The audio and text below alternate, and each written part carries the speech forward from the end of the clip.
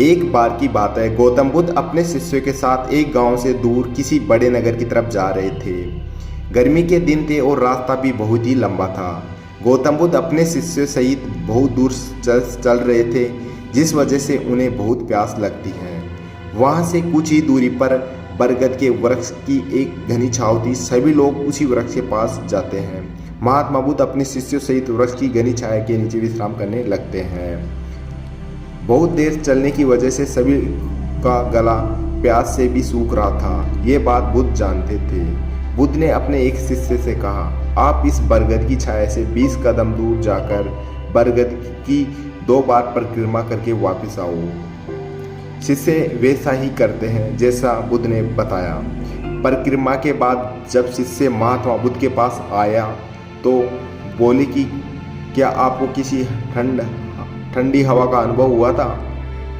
शिष्य बोला, हाँ महात्मा बुद्ध, उत्तर दिशा की तरफ से मुझे ठंडी हवा की अनुभव हुआ था।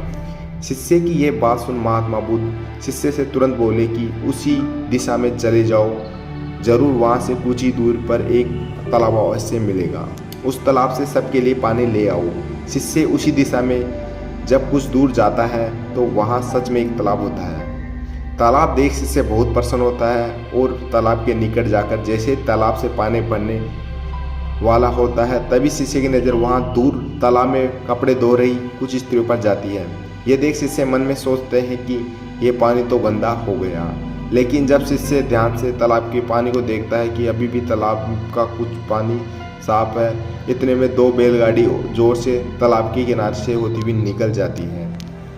बैलगाड़ी के पैर तालाब की मिट्टी के ऊपर इतनी जोर से निकलते हैं कि तालाब के नीचे बैठी बहुत सारी मिट्टी तालाब के ऊपर आ जाती है, जिस वजह से तालाब का बचा हुआ पानी भी गंदा हो जाता है। ये देख शिष्य बिना पानी लिए क्रोध में महात्मा बुद्ध के पास वापस चला जाता है। शिष्य बड़े ही निराश भाव से महात्मा बुद्ध को सब बताता है। शिष्य की बात सुन सभी शिष्य बोलते हैं कि हमें तुरंत यहाँ से निकलना चाहिए, किसी दूसरी जगह पानी की खोज करनी चाहिए, वरना प्यास के मारे जान निकल जाएगी। इधर महात्मा बुद्ध सभी को शांत होने के लिए कहते हैं और बोलते हैं कि धीरज रखो, कुछ ही दूरी देर यहाँ बैठो, उच्च समय आने तक संयम बनाए रहो। सभी महात्मा बुद्ध की बात सुनकर शांत हो जाते हैं और वहीं बैठ जाते हैं। कुछ समय बीत जाने के बाद महात्मा बुद्ध फिर से अपने शिष्य को उसी तालाब से पानी लाने के लिए कहते हैं। शिष्य बिना कोई सवाल किए उसी तालाब से पानी लेने के लिए फिर चला जाता है। तालाब की हालत देख शिष्य को यकीन नहीं होता, तालाब का पानी पूरी तरह से साफ होता है। ये देख शिष्य बहुत खुश होता है और पानी भरकर महात्मा बुद्ध के पास आ जाता है।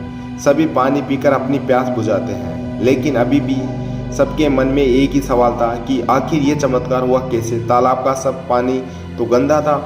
उन्हें लगा कि जरूर ये बुद्ध की शक्ति है। एक शिष्य ने यह सवाल महात्मा बुद्ध से पूछ ही लिया, यह चमत्कार आपने कैसे किया?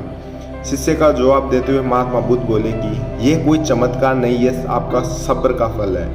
यह फल आपके सब्र बनाए रखते हुए उचित समय के इंतजार। जितनी देर हम सब लोगों ने सब्र किया, उतनी देर तक तालाब के पानी के ऊपर तैर रहे सभी गंदे तत्व और मिट्टी तालाब के पानी के नीचे बैठ रहे थे।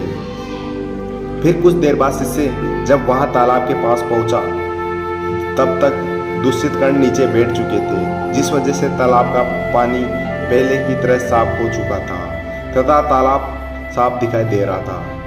यदि उस समय आप लोगों ने सब्र न किया होता, धैर्य न रखा होता, आप सब इतनी गर्मी में पानी की खोज में प्यास रहकर शायद अब तक मृत्यु को प्राप्त हो गए होते, क्योंकि यहाँ से अगला कोई तालाब है ही या नहीं, और होगा भी तो क्या उसका पानी साफ होगा या नहीं।